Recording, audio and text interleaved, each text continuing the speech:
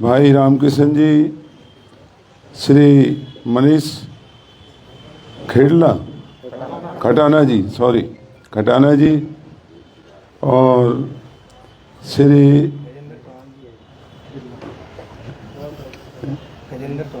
तेजेंद्र चौहान जी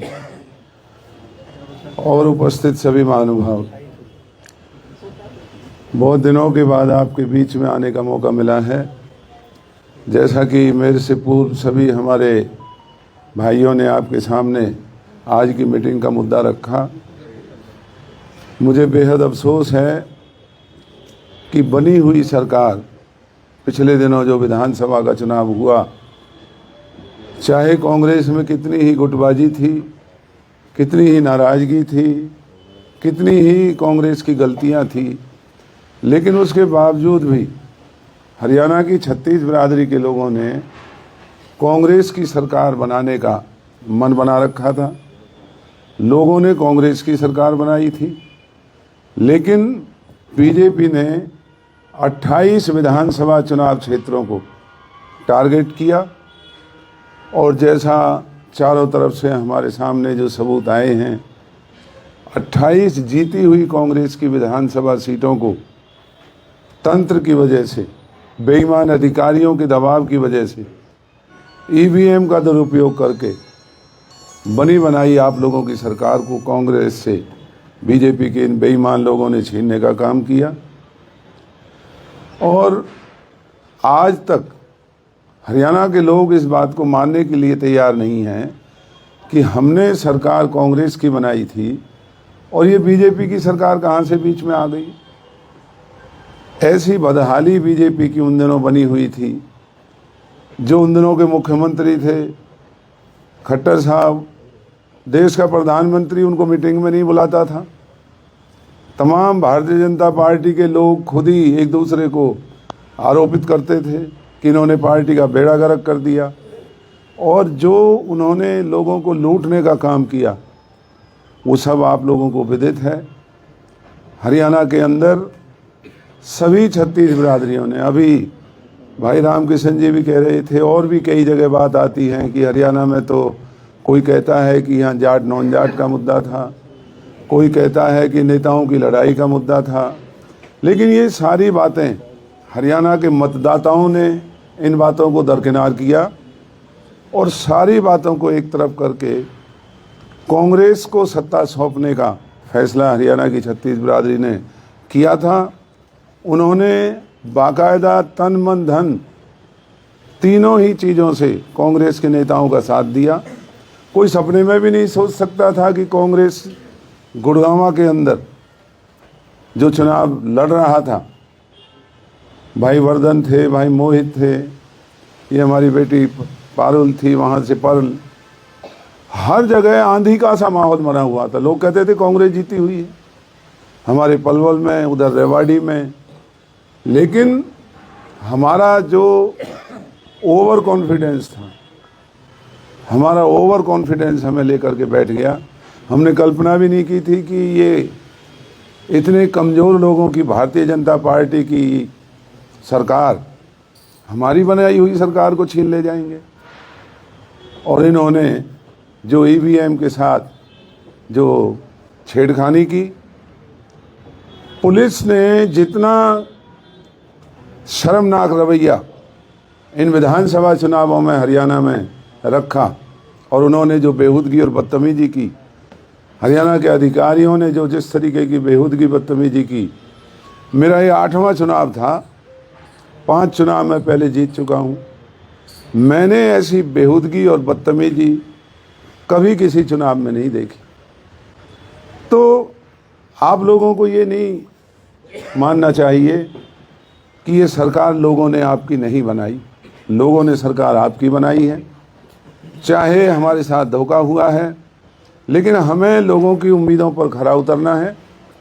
चाहे विधानसभा में आज हम विपक्ष में जबरन बैठे हुए हैं, चाहे अब ये जो चुनाव निगम और नगर पालिकाओं के जो चुनाव हैं, तो हमें उसी हौसले को बना करके रखना है। ठीक है, पार्टी में गलतियां हो जाती हैं, पार्टी में कार्यकर्ताओं को कई दफ़ा वो सम्मान नहीं मिलता जिसके वो हकदार हैं, लेकिन कांग्रेस बहुत बड़ी पार्टी है। और जैसा आज हरियाणा में कहीं भी आप जा कर के देखिए, जिस भी विधानसभा क्षेत्र के 36 बिरादरी के जो भले लोग हैं, जो अच्छे लोग हैं, जो इस भाजपा से बहुत बुरी तरह से तंग आ चुके थे, जिन्होंने कांग्रेस के नुमाइंदों को चुनाव जिताया लेकिन ईवीएम ने भाजपा के उम्मीदवारों को चुनाव जिताया, आज हरियाणा में मंत्री अधिकारियों के साथ बैठे रहते हैं। इलाकों के जिम्मेवार आदमी आपको इनके घरों में, इनके दफ्तरों में आपको नज़र नहीं आएंगे, क्योंकि लोगों ने तो कांग्रेस की सरकार बनाई थी। तो उसकी लड़ाई हम लड़ रहे हैं। सुप्रीम कोर्ट में मैंने भी केस डाला है। पहली दफ़ा हरियाणा में, पंजाब हरियाणा हाई कोर्ट के अंदर 15 इलेक्शन पटिशन हरियाणा में डाले गए, और हमें ऐसा प्रतीत हो रहा है कि जो इन्होंने हरियाणा में ज्यादती की, उसके बाद महाराष्ट्र में जो इन्होंने नंगा नाच किया, लगता है दिल्ली में भी वही ईवीएम का खेल हो चुका है। और भाजपा बेशर्मी से जो देश के लोगों की जनभावनाओं को कुचलने का काम कर रही, नाम राम का लेते हैं, काम रावण वाला करते हैं। आज देश के अंदर चिंता की बात यह है कि अगर ऐसे ही जनादेश का अगर अपमान होता रहा, लोगों की बनाई हुई सरकारें अगर इस देश में नहीं बनेंगी, तो आने वाले दिनों में लगता है कि जिस देश की आज़ादी के लिए लाखों करोड़ों हमारे देश के हमारे बुजुर्ग और भाइयों ने प्राणों की आहुति दी, वो सब व्यर्थ जाती हुई नज़र आ रही है। तो अब हमें मिलकर के, मेरा ये मानना है, मेरा विश्वास है, जो कानूनी लड़ाई हम लड़ रहे हैं, शायद वर्ष जो ये 25 चला है, हम इनके ईवीएम के खेल को, इनकी बेईमानी की सरकार को हरियाणा के अंदर जो बनी है, इसे बेनकाब करेंगे और 25 में ही हरियाणा के अंदर कांग्रेस की सरकार को स्थापित करेंगे। हमें न्यायालय के न्याय के ऊपर भरोसा है, हमें देश की जनभावनाओं की जो बेकदरी हुई है, हमें उनकी भावनाओं की कदर है, और हमें विश्वास है कि हम अपनी जाति का हिसाब लेंगे और हरियाणा में 25वां जो इस साल चल रहा है 20-25, इसी में कांग्रेस की सरकार आपको बना के देंगे। और जो ये निकाय के चुनाव हैं, भाई अशोक जी भी सहपरिवारी बने हैं, यहाँ कमेटी भी बनाई गई है।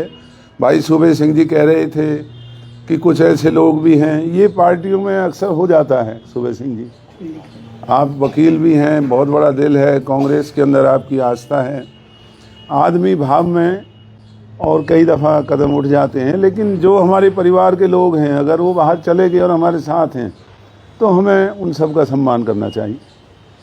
और ये निकाय का जो चुनाव है, जैसा भाई पंकज जी ने भी कहा, भाई वर्धन जी ने भी बहुत अच्छी बात की, भाई मोहित ने भी कहा कि ये गुड़गांव कहने को मिलेनियम सिटी है, पूरे देश का एक अग्रणीय शहर माना जाता है, लेकिन जिस बदहाली को हम गुड़गांव के अंदर देख रहे हैं, इसे हरियाणा सरकार नहीं, इसे निकाय के चुनाव से ठीक किया जा सकता है। तो ये चुनाव कांग्रेस का चुनाव नहीं है, ये गुड़गांव के हर व्यक्ति का चुनाव है।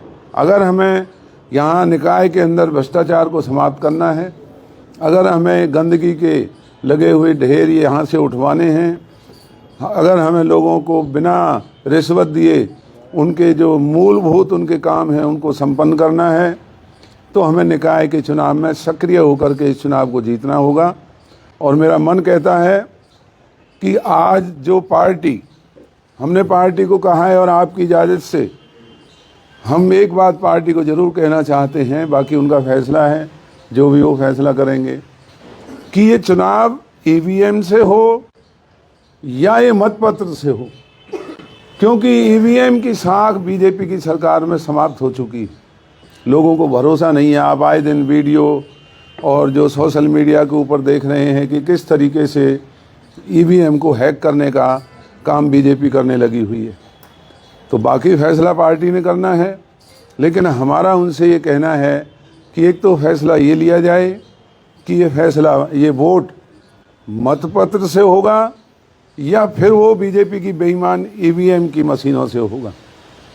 दूसरा, ये जो हमारा चुनाव है, मेयर या पार्षद वो पार्टी सिंबल पर होंगे या पार्टी और कोई विचार रखती है।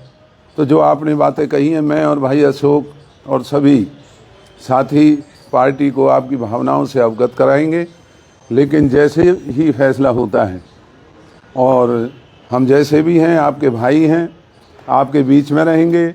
इस चुनाव में जहां भी आप हमारी ड्यूटी लगाएंगे वहां आपके साथ कंधे से कंधा मिला करके काम करेंगे और पार्टी को चुनाव जितवाने में मेरा अपना मानना ये है कि लोग आपसे दूर नहीं हैं आज भी, जैसे ना विधानसभा में दूर थे। और ये सारे हमारे उम्मीदवार बैठे हैं, मैं इनसे भी अपील करूंगा, मैं भी इनके साथ शामिल हूं, मैं भी उसी ईवीएम की मशीन का शिकार हूं। वरना जैसा इलेक्शन मेरा अब की दफ़ा था, मैंने ज़िंदगी में ऐसा कभी इलेक्शन ही नहीं देखा। ये भाई रामकिशन जी वहाँ आया करते थे, हर बिरादरी सलाखों पर बिठाती थी और जो आवाज़ आती थी यहाँ भी वही आवाज़ थी। और बड़ी अचंभे की बात है कि बीजेपी की कोई टिकट लेने कोई तैयार नहीं था। जिन्होंने बीजेपी की टिकट ली है वो तो गाली दिया करते थे बीजेपी को, उनकी हैसियत उनको दिखाया करते थे। तो ये बेशर्मी जो बीजेपी ने की है, हम और आप, भगवान हमें वो समय देगा, चाहे वो अधिकारी हैं, पुलिस के अधिकारी हैं, प्रशासनिक अधिकारी हैं, या ये बेईमान बीजेपी के नेता हैं, चाहे वो मुख्यमंत्री है, चाहे वो गृह मंत्री है देश का, इनको इनके किए की सज़ा दिलाएंगे और ऐसा माहौल करेंगे कि जो आने वाले समय में इस देश में इस तरह की कोई गिरी हुई हरकत ना कर सके। तो इस निकाय के चुनाव में अभी इसके बाद भी हम बैठ के बात करेंगे और मेरा आपसे अनुरोध है कि और भी लोगों को, नहीं वो तो आवेदन तो करेंगे, और भी लोगों को अपने साथ जोड़ने की मुहिम चलाइए। जैसा कटारिया साहब ने कहा, हमारे यूथ के अध्यक्ष ने कहा, हमें और लोगों को अपने साथ जोड़ना है। आपको कितना वोट मिला मोहित जी यहाँ है जी? 48। और आपको वर्धन जी 85,000। आपको बेटे 52,000। तो लगता है आपके यहाँ तो ईवीएम ने 3 गुना काम किया है, वरना हाँ, वरना जो आवाज़ थी हमारे पास, तो देश और दुनिया के पत्रकार भी और बहुत बड़े बड़े अधिकारी, बहुत बड़े बड़े लोगों से संपर्क था। आम आदमी हम हैं ही, और आवाज़ एकदम बुलंद थी, जीते हुए चुनाव की आवाज़। तो वही दिन आपके वापस आएंगे, अभी आएंगे, ज़्यादा लंबा इंतज़ार नहीं करना पड़ेगा। और आपके संघर्ष में सबका इस निकाय के चुनाव में जिन लोगों ने आपका इतना साथ दिया है, हमें उनकी भावनाओं पर खरा उतरना है। इस गुड़गांवों को लुटने नहीं देना है, इन बेईमानों को सबक सिखाना है, भाजपा को इनकी हैसियत याद दिलानी है, लेकिन आपसी मतभेद भुला करके हमें एक होना पड़ेगा। और अच्छी बात है भाई अशोक जी भी इस लड़ाई में अब हमारे साथ हैं, आपके सहपरिवारी हैं, और भी आप जिनको कहेंगे उनको आपके बीच में लेकर के आएंगे और मिल करके पार्टी को मजबूत करने का काम करेंगे, निकाय का चुनाव जीतने का काम करेंगे। और जो हमारी बनी हुई सरकार को छीना गया है, आपकी उस बनी हुई लुटी हुई सरकार को भी वापस लाने का काम करेंगे। इन्हीं शब्दों के साथ आपका बहुत बहुत धन्यवाद। राम राम जी। टिकट पे चुनाव लड़ा रहे हैं, भाजपा से ज्यादा पार्षद जीतेंगे गुड़गांव में, ये मैं लिख के दे सकता हूं। बहुत ही आदर और सत्कार के योग यहाँ पर आए हुए सभी कार्यकर्ता साथीगण, हमारे जिला गुड़गांव के सहपरिवारी भाई श्री अशोक गर्ग जी, हरियाणा में पूर्व मंत्री रहे आदरणीय चौधरी सुखबीर सिंह, निशित कटारिया जी, भाई रामकिशन जी, श्री मनीष खटाना जी, खटाना जी, और श्री